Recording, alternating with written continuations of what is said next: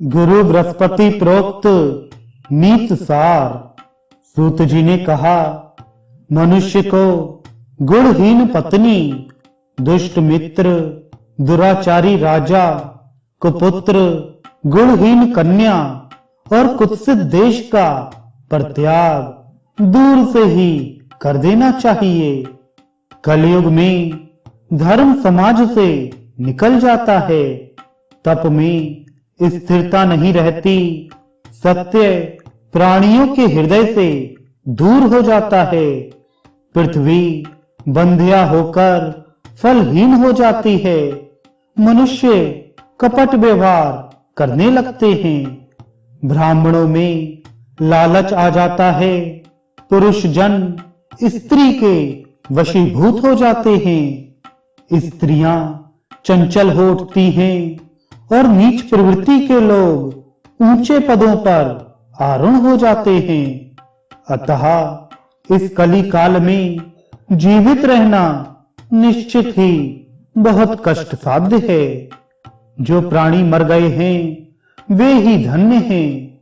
वे लोग धन्य हैं जो राज्यानुशासन से टूट रहे देश, विनष्ट होते कुल, परासक्त पत्नी तथा दुराचरण में आसक्त पुत्र को नहीं देखते हैं। कुपुत्र के होने पर मनुष्य को सुख शांति नहीं मिलती है। दुराचारणी पत्नी में प्रेम कहाँ है? दुर्जन मित्र विश्वास के योग्य नहीं होता है और राज्य के कुशासन में जीवित रहना संभव नहीं है। दूसरे का अन्न, दूसरे का धन, दूसरे की शैया, दूसरे की स्त्री का सेवन और दूसरे के घर में निवास करना, ये सब कृत्य इंद्र के भी ऐश्वर्य को समाप्त कर देते हैं।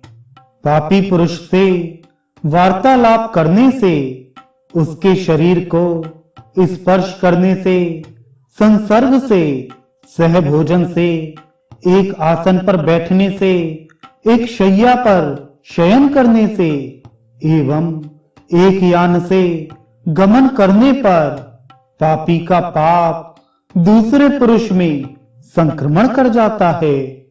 स्त्रियां रूप से नष्ट हो जाती हैं, क्रोध से तपस्या विनष्ट हो जाती है, दूर तक भ्रमण करने से गाय नष्ट हो जाती हैं और शूद्रान्न से श्रेष्ठ ब्राह्मण नष्ट हो जाता है। पापी के साथ एक आसन पर बैठने से, एक शैया पर शयन करने से, पंक्ति में एक साथ भोजन करने से मनुष्य में पाप का संक्रमण वैसे ही होता है जैसे एक घड़े का जल दूसरे घड़े में प्रविष्ट हो जाता है।